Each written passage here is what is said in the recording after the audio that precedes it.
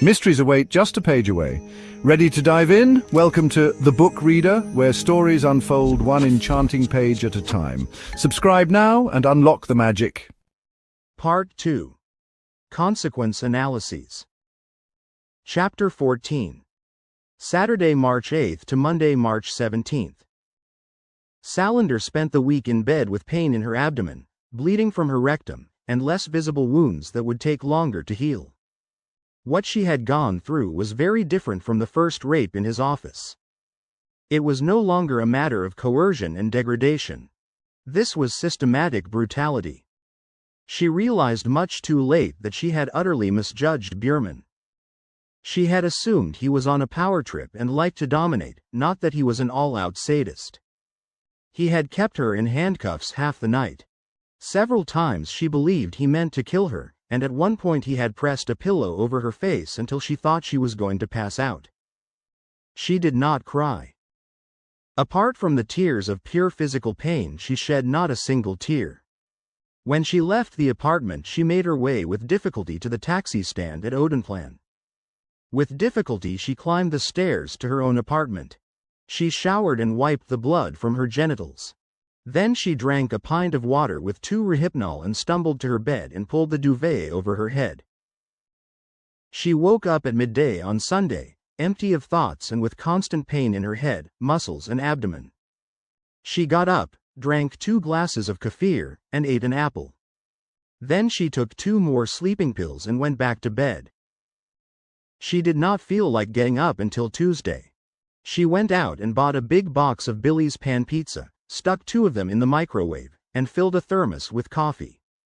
She spent that night on the internet, reading articles and theses on the psychopathology of sadism.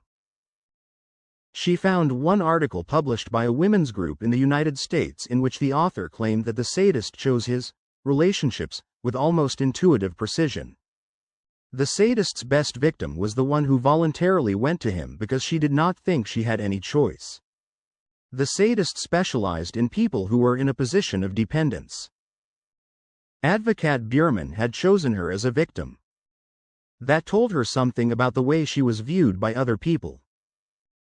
On Friday, a week after the second rape, she walked from her apartment to a tattoo parlor in the Hornsdal district. She had made an appointment, and there were no other customers in the shop. The owner nodded, recognizing her. She chose a simple little tattoo depicting a narrow band and asked to have it put on her ankle. She pointed. "The skin is very thin there.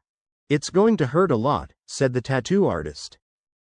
"That's okay," Salander said, taking off her jeans and putting her leg up.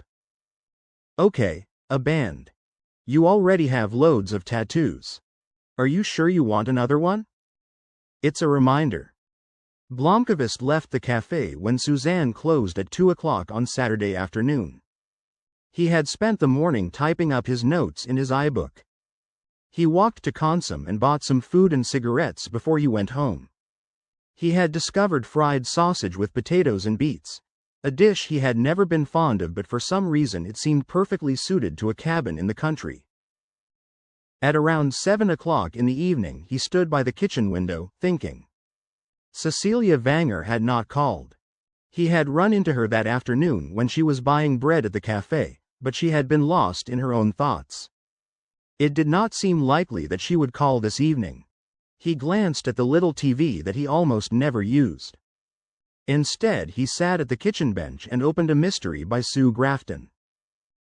Salander returned at the agreed-upon time to Björman's apartment near Odenplan. He let her in with a polite, welcoming smile. "And how are you doing today, dear Lisbeth?" She did not reply. He put an arm around her shoulder. "I suppose it was a bit rough last time," he said. "You looked a little subdued." She gave him a crooked smile and he felt a sudden pang of uncertainty.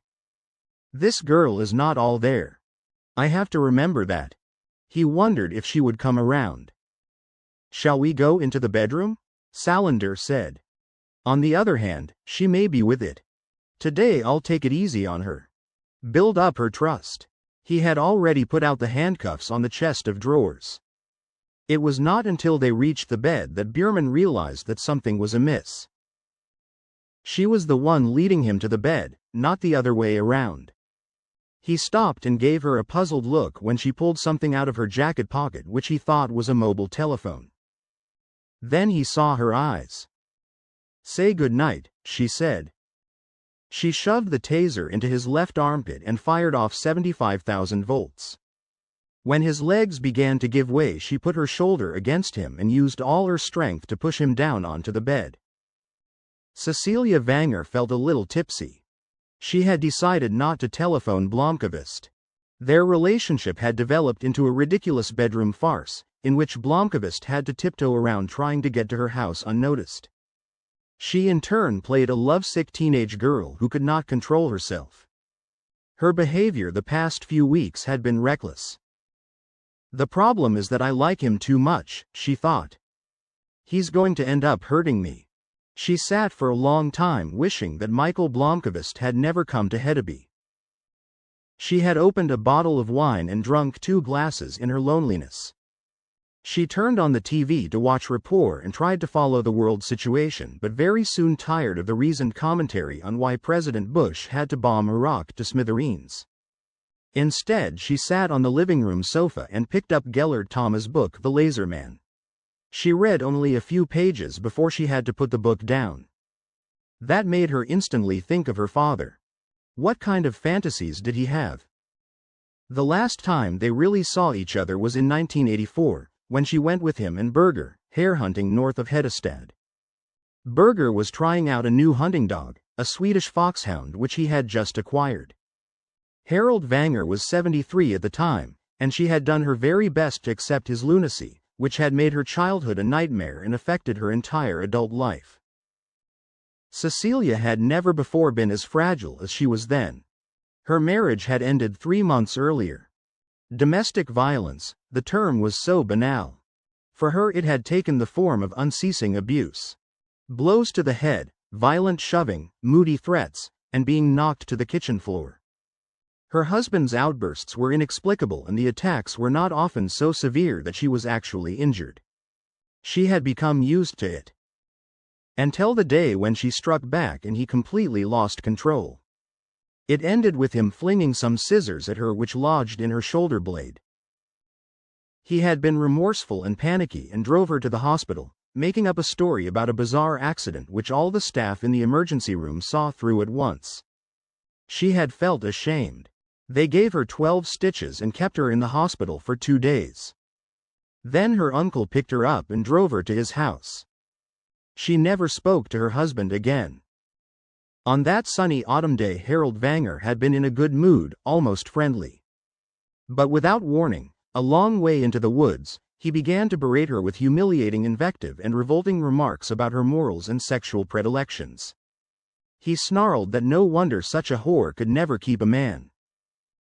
Her brother apparently did not notice that every word from their father struck her like a whiplash. Instead, Berger suddenly laughed and put his arm around his father and in his own way made light of the situation by making some comment to the effect that you know full well what women are like. He gave Cecilia a cheerful wink and suggested that Harold Vanger take up a position on a little ridge. For a second, a frozen instant, Cecilia Vanger looked at her father and brother and realized that she was holding a loaded shotgun in her hand. She closed her eyes. Her only option at that moment seemed to be to raise the gun and fire both barrels. She wanted to kill them both. Instead, she laid down the weapon at her feet, turned on her heel, and went back to where they had parked the car. She left them high and dry, driving home alone. Since that day she refused to let her father into her house and had never been in his. "You ruined my life," Cecilia Vanger thought. "You ruined my life when I was just a child." At 8:30 she called Blomkvist. Bjurman was in pain. His muscles were no use to him. His body seemed to be paralyzed. He could not remember if he had lost consciousness, but he was disoriented. When he slowly regained control over his body, he discovered that he was lying naked on his bed, his wrists in handcuffs and his legs spread painfully apart. He had stinging burn marks where electrodes had touched his body. Salander had pulled the cane chair over and was patiently waiting, her boots resting on the bed as she smoked a cigarette. When Björman began to speak to her, he found that his mouth was sealed. He turned his head. She had pulled out all his drawers and dumped them and the contents on the floor. "I found your toys," Salander said. She held up a riding whip and poked around in the heap of dildos, harness bits, and rubber masks on the floor. "What's this one for?" She held up a huge anal plug. "No, don't try to speak, I won't hear what you say." "Was this what you used on me last week? All you have to do is nod." She leaned towards him expectantly. Björman felt cold terror piercing his chest and lost his composure. He tugged at his handcuffs. She had taken control. Impossible. He could do nothing to resist when Salander bent over and placed the anal plug between his buttocks. "So you're a sadist," she said matter-of-factly. "You enjoy shoving things inside people, is that it?" She looked him in the eyes. Her face was expressionless. "Without a lubricant, right?" Björman howled into the adhesive tape when Salander roughly spread his cheeks and rammed the plug into its proper place. "Stop whimpering," Salander said, imitating his voice. "If you complain, I'll have to punish you." She stood up and went to the other side of the bed. He followed her helplessly with his eyes. What the hell was this? Salander had rolled in his 32-inch TV from the living room. She had placed his DVD player on the floor. She looked at him, still holding the whip in her hand. "Do I have your undivided attention? Don't try to talk, just nod." "Did you hear what I said?" He nodded. "Good." She bent down and picked up her rucksack. "Do you recognize this?" He nodded. "It's the rucksack I had when I visited you last week. A practical item. I borrowed it from Milton Security." She unzipped the bottom pocket. "This is a digital video camera. Do you ever watch Insider on TV3? This is the gear that those nasty reporters use when they have to record something with a hidden camera." She zipped the pocket back up. "Where's the lens, you're wondering? That's the great thing about it. Wide-angle fiber optics. The lens looks like a button and sits hidden in the buckle on a shoulder strap. Maybe you remember that I put the rucksack here on the table before you started to grope me. I made sure that the lens was directed straight at the bed." She held up a DVD and slipped it into the player. Then she turned the cane chair so that she could sit and watch the screen. She lit another cigarette and pressed the remote. Advocate Björman saw himself open the door for Salander. "Haven't you even learned to tell the time?" She played the whole disc for him. The video ended after 90 minutes, in the middle of a scene where a naked Advocate Björman sat leaning against the bedstead drinking a glass of wine as he looked at Salander, curled up with her hands fettered behind her. She turned off the TV and sat in the chair for a good 10 minutes without looking at him. Björman did not dare move a muscle. Then she got up and went into the bathroom. When she came back, she sat again in the chair. Her voice was like sandpaper. "I made a mistake last week," she said. "I thought you were going to make me give you a blowjob again, which is disgusting enough in your case, but not so disgusting that I couldn't do it. I thought I could easily acquire good documentation to prove you're a filthy old prick. I misjudged you. I didn't understand how fucking sick you were. I'm going to speak plainly," she said. "This video shows you raping a mentally handicapped 24-year-old girl for whom you were appointed guardian. And you have no idea how mentally handicapped I can be if push comes to shove. Anyone who sees this video will discover that you're not merely a pervert but an insane sadist. This is the second and I hope the last time I'll ever have to watch this video. It's quite instructive, don't you think? My guess is that you're the one who's going to be institutionalized, not me. Are you following me so far?" She waited. He did not react, but she could see him quivering. She grabbed the whip and flicked it right over his genitals. "Are you following me?" she said more loudly. He nodded. "Good. So we're singing from the same song sheet." She pulled the chair up close so she could look into his eyes. "What do you think we should do about this problem?"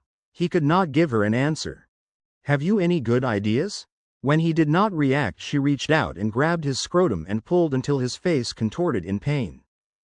"Have you got any good ideas?" she repeated. He shook his head. "Good. I'm going to be pretty fucking mad at you if you ever have any ideas in the future." She leaned back and stubbed her cigarette out on the carpet. "This is what's going to happen. Next week, as soon as you manage to shit out that oversized rubber plug in your ass, you're going to inform my bank that I, and I alone, have access to my account. Do you understand what I'm saying?" Björman nodded. "Good boy. You will never ever contact me again. In the future we will meet only if I decide it's necessary. You're under a restraining order to stay away from me." He nodded repeatedly. "She doesn't intend to kill me.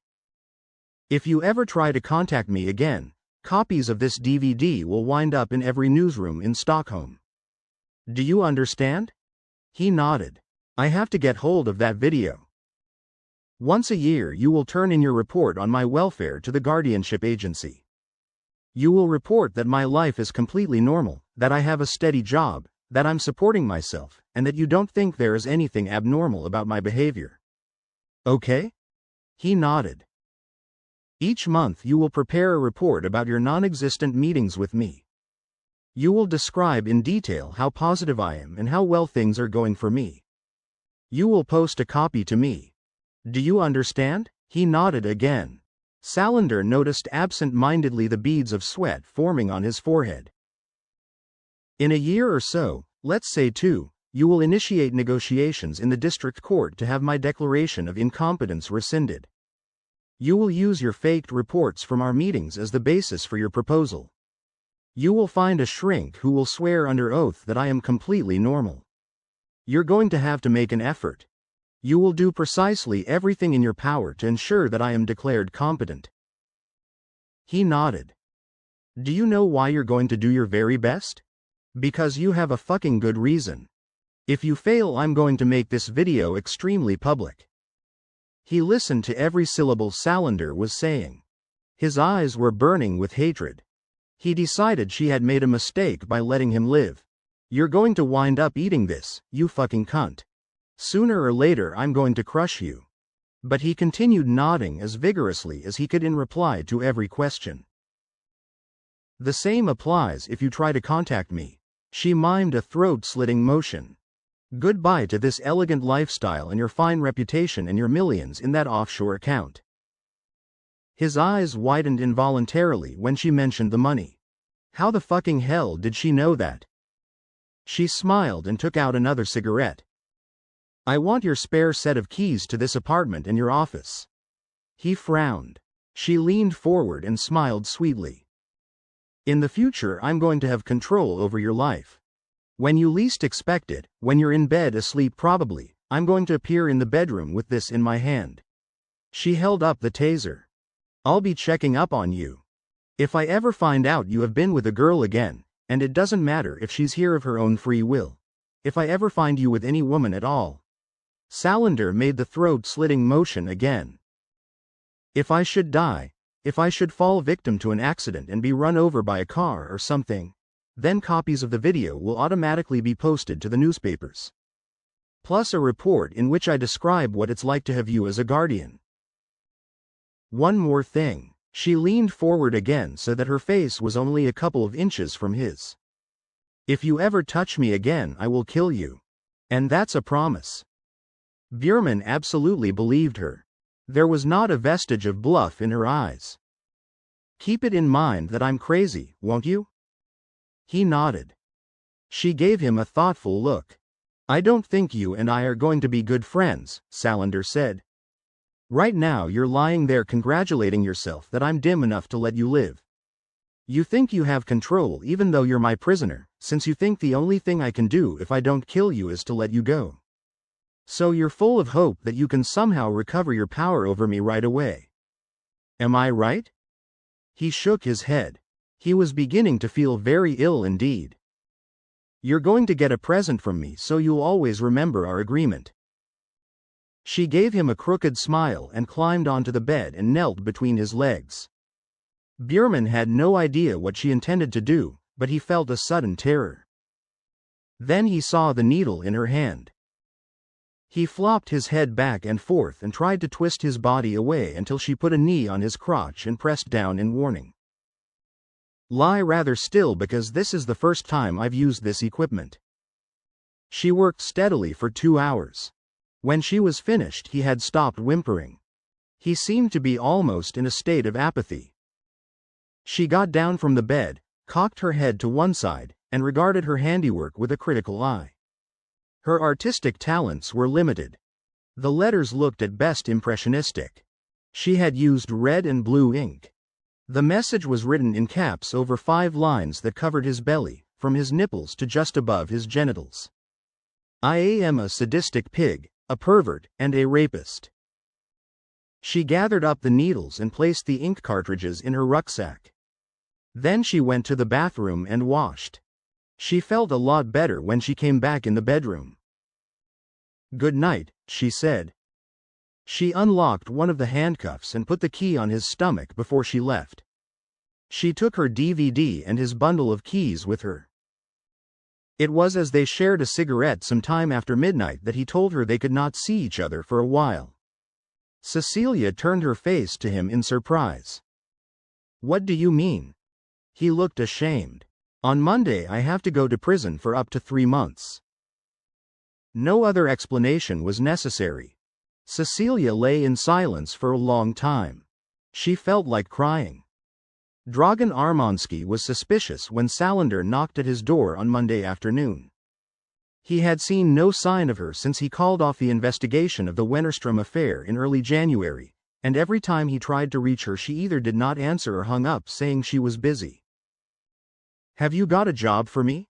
she asked without any greeting. "Hi. Great to see you. I thought you died or something. There were things I had to straighten out." "You often seem to have things to straighten out. This time it was urgent. I'm back now. Have you got a job for me?" Armansky shook his head. "Sorry. Not at the moment."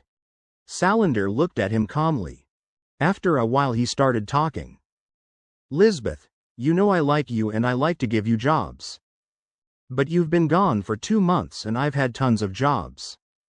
You're simply not reliable. I've had to pay other people to cover for you, and right now I actually don't have a thing. Could you turn up the volume?" "What?" "On the radio. The magazine Millennium. The news that veteran industrialist Henrik Wenger will be part owner and will have a seat on the board of directors of Millennium comes the same day that the former CEO and publisher Michael Blomkvist begins serving his 3-month sentence for the libel of businessman Hans-Erik Wennerstrom. Millennium's editor-in-chief Erika Berger announced at a press conference that Blomkvist will resume his role as publisher when his sentence is completed. "Well, isn't that something?" Salander said so quietly that Armansky only saw her lips move. She stood up and headed for the door. "Wait. Where are you going?" "Home. I want to check some stuff. Call me when you've got something." The news that Millennium had acquired reinforcements in the form of Henrik Wenger was a considerably bigger event than Lisbeth Salander had expected. Aftonbladet's evening edition was already out, with a story from the TT Wire service summing up Wenger's career and stating that it was the first time in almost 20 years that the old industrial magnate had made a public appearance. The news that he was becoming part owner of Millennium was viewed as just as improbable as Peter Wallenberg or Eric Penser popping up as part owners of etc. or sponsors of Ordfront magazine. The story was so big that the 7:30 edition of Rapport ran it as its third lead and gave it a 3-minute slot. Erika Berger was interviewed at a conference table in Millennium's office. All of a sudden the Wennerstrom affair was news again. "We made a serious mistake last year which resulted in the magazine being prosecuted for libel. This is something we regret, and we will be following up this story at a suitable occasion." "What do you mean by following up the story?" the reporter said. "I mean that we will eventually be telling our version of events, which we have not done thus far. You could have done that at the trial. We chose not to do so. But our investigative journalism will continue as before." "Does that mean you're holding to the story that prompted the indictment?" I have nothing more to say on that subject. You sacked Michael Blomkvist after the verdict was delivered. That is inaccurate. Read our press release. He needed a break. He'll be back as CEO and publisher later this year. The camera panned through the newsroom while the reporter quickly recounted background information on Millennium's stormy history as an original and outspoken magazine. Blomkvist was not available for comment. He had just been shut up in Rullaker prison, about an hour from Östersund in Jämtland. Salander noticed Dirch Frode at the edge of the TV screen passing a doorway in the editorial offices. She frowned and bit her lower lip in thought. That Monday had been a slow news day, and Vanger got a whole 4 minutes on the 9 o'clock news. He was interviewed in a TV studio in Hedestad. The reporter began by stating that after 2 decades of having stood back from the spotlight, the industrialist Henrik Vanger was back. The segment began with a snappy biography in black and white TV images, showing him with Prime Minister Erlander and opening factories in the 60s. The camera then focused on a studio sofa where Vanger was sitting perfectly relaxed. He wore a yellow shirt, narrow green tie, and comfortable dark brown suit. He was gaunt, but he spoke in a clear, firm voice. And he was also quite candid. The reporter asked Vanger what had prompted him to become a part owner of Millennium. It's an excellent magazine which I have followed with great interest for several years. Today the publication is under attack. It has enemies who are organizing an advertising boycott, trying to run it into the ground. The reporter was not prepared for this, but guessed at once that the already unusual story had yet more unexpected aspects. What's behind this boycott? That's one of the things that Millennium will be examining closely. But I'll make it clear now that Millennium will not be sunk with the first salvo. Is this why you bought into the magazine? It would be deplorable if the special interests had the power to silence those voices in the media that they find uncomfortable. Vanger acted as though he had been a cultural radical espousing freedom of speech all his life. Blomkvist burst out laughing as he spent his first evening in the TV room at Rullaker prison. His fellow inmates glanced at him uneasily. Later that evening, when he was lying on the bunk in his cell, which reminded him of a cramped motel room with its tiny table, its one chair, and one shelf on the wall, he admitted that Vanger and Berger had been right about how the news would be marketed. He just knew that something had changed in people's attitude towards Millennium. Vanger's support was no more or less than a declaration of war against Wennerström. The message was clear.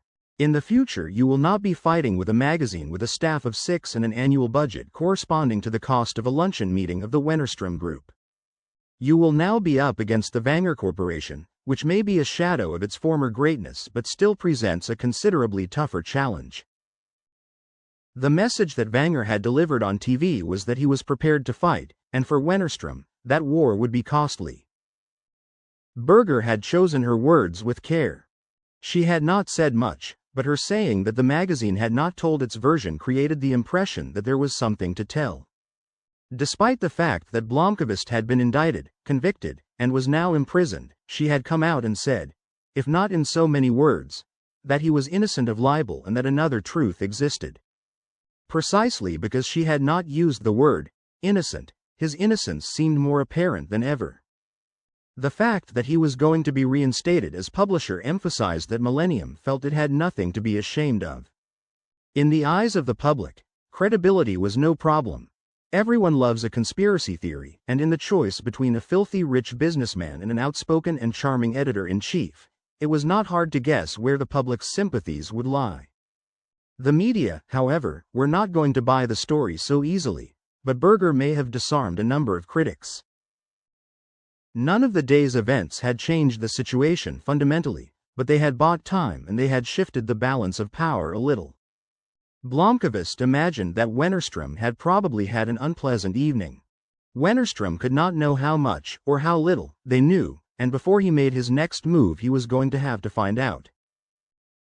With a grim expression, Berger turned off the TV and the VCR after having watched first her own and then Vanger's interview. It was 2:45 in the morning, and she had to stifle the impulse to call Blomkvist. He was locked up, and it was unlikely that he was allowed to keep his mobile. She had arrived home so late that her husband was already asleep. She went over to the bar and poured herself a healthy measure of Aberlour single malt. She drank alcohol about once a year, and sat at the window, looking out across Saltsjon to the lighthouse at the entrance to Skarö Sound. She and Blomkvist had argued heatedly when they were alone after she concluded the agreement with Vanger. They had weathered many full-blooded arguments about what angle to use for a specific article, the design of the magazine, the evaluation of their source's credibility, and 1,000 other things involved in putting out a magazine. But the argument in Vanger's guest house had touched on principles that made her aware she was on shaky ground. "I don't know what to do now," Blomkvist had said. "This man has hired me to ghostwrite his autobiography. Up until now I've been free to get up and leave the moment he tries to force me to write something that isn't true, or tries to persuade me to slant the story in a way I don't hold with. Now he's a part owner of our magazine, and the only one with the resources to save Millennium. All of a sudden I'm sitting on the fence, in a position that a board of professional ethics would never approve." "Have you got a better idea?" Berger asked him. "Because if you have, spit it out, before we type up the contract and sign it." "Ricky, Vanger is exploiting us in some sort of private vendetta against Wennerström." "So what? We have a vendetta against Wennerström ourselves." Blomkvist turned away from her and lit a cigarette. Their conversation had gone on for quite a while, until Berger went into the bedroom, undressed, and climbed into bed. She pretended to be asleep when he got in beside her 2 hours later. This evening a reporter from Dagens Nyheter had asked her the same question. How is Millennium going to be able credibly to assert its independence? "What do you mean?"